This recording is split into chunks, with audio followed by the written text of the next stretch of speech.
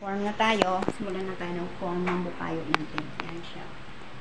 Form na natin siya dahil syrup na siya. Kailangan na siyang ilagay sa dahon para mag-form na siya. Ito na gawin natin, guys. Scattered na natin siya. Gawin na natin siyang circle. Form natin siya ng circle.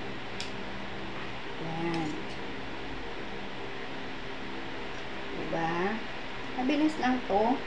Mabilis din siya magtuyo kasi ang sugar niya is equal sa dami ng bukayo, ang buko. At saka tamang luto din ang sugar ng syrup niya. Kaya, yan. Mabilis na siya magtuyo. Konting ihip lang ng hangin, tuyo na yan siya. Mabilis na siya. Yan, guys. Yan ang bukayo natin. So, kailangan ang pagkilos natin is continuous. Hindi tayo pwede magpabagal-bagal. Kasi, hindi na natin mapuform. Igiging bato na siya mamaya. So, habol din tayo ng oras. At, ang pag-style ng pag-form mo is side by side ka lang kukuha. Hindi ka pwedeng kumuha sa gitna. Kasi, matuyo na siya. So, side by side ka kuha. Para dire-diretso ang form ng bukayo. Yan. Diba? Ganda siya tingnan kapag naka-form ka na ng the same sizes, align, at saka napaka-cute niya tingnan kasi basa siya. Juicy. Juicy pa siya. Ayan. Yan ang syrup niya. Tumutulo. Tumutulo ang syrup niya para magiging sticky siya. Yan o. Yan. Tumutulo. Ipo-form na siya mamit.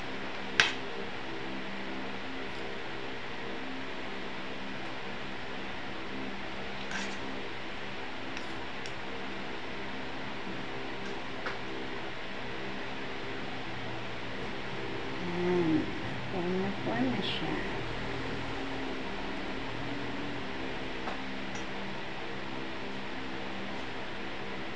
Kailangan lang i-align din natin siya para maayos siya tingnan. Ma-identify mo, madali mo ma-counterpart kung ilang piraso siya. Yan. Pa-align sila. Madali mo lang siyang counterpart kung sa bilangan. Kasi naka-align sila. Yan.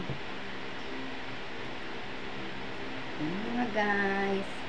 Yan ang tinatawag natin na yang boko. It's formed bukayo. It is formed. It calls bukayo. So this is bukayo, a native food. It is formed by banana leaves. Okay. Pero kamay mo ang magpo-form. Hindi ang banana leaves. Kasi ilagay mo lang siya sa banana leaves. So, helping lang ang banana leaves. Helper natin. Is banana leaves. Yan. Maganda yan. Kasi, mabango ang banana leaves. Yan.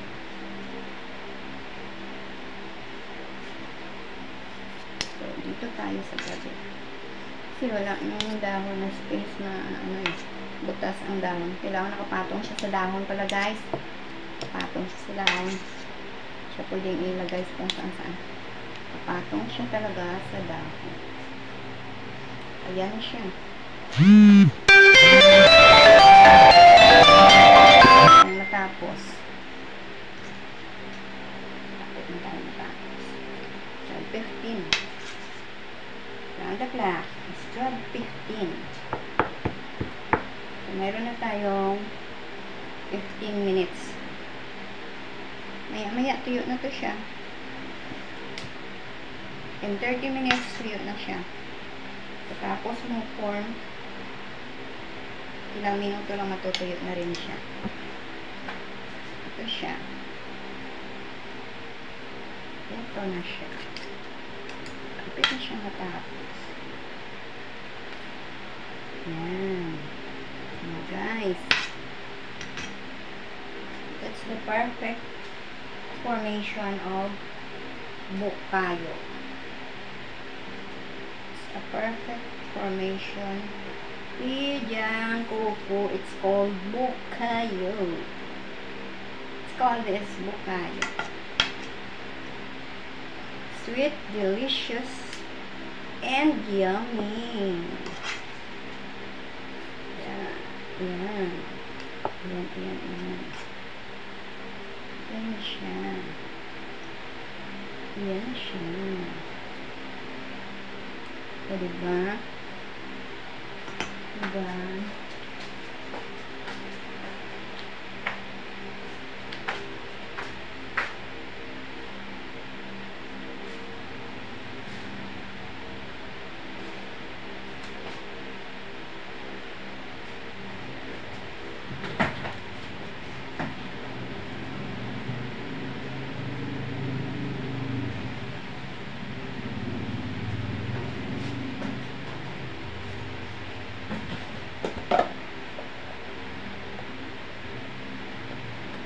Di ba guys? Good PM sa inyo Ito na tayo ng form, tayo ng bukayo. Ayan. Form natin ang bukayo sa dako. Lagay natin siya sa dako.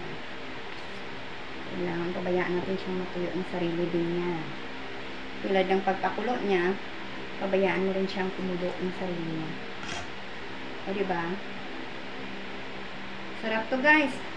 Tignan nyo to guys. Try nyo to. Puin din ninyo. O, marami akong na-form. 6 na piraso lang to. Maraming laman yan. Ang puform mo. Ayan siya. Let's call bukayo.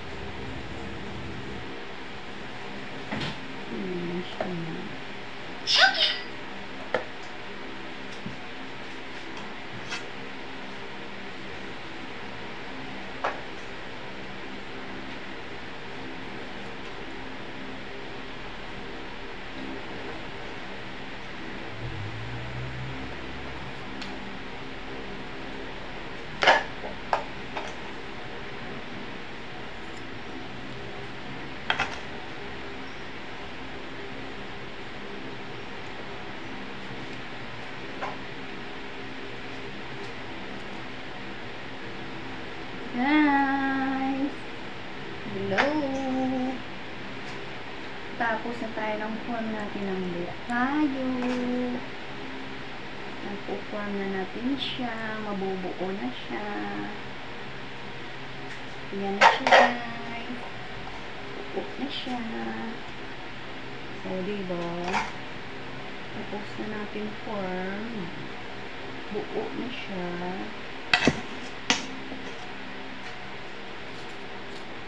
Tingnan nyo guys, so tuyo na siya. Yan, tuyo na siya. Tuyo na sila.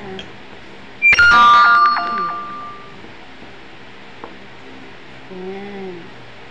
Tuyo na siya. Bilis na siya. Naman lang siya kadali. Naman lang siya kadali. Yan. Pupuan na siya agad. Yan.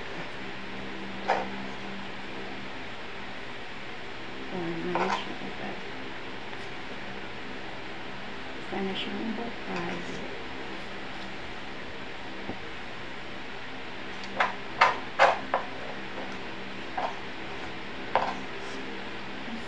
Bukayong bukayo. Ayan. Ayan na siya. Ayan. Tayo. Ilagay tayo dito kasi paste. Ano natin siya ilagay na matuyo na siya eh. Tuyo na siya.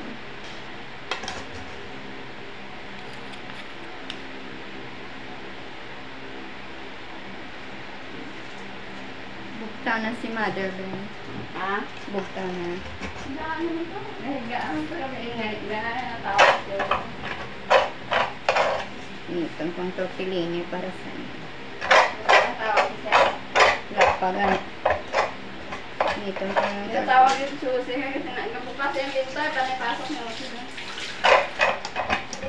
Niwanan lang siya bukas. type siya ng bread at tortellini. May ano man siya dyan, may tuna.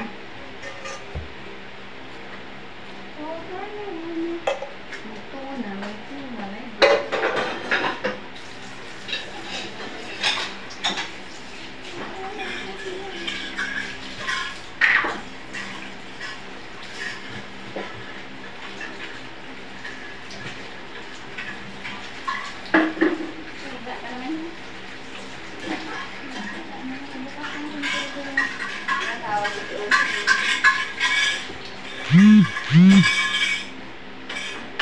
Yan, finish na ako mga guys. Hello.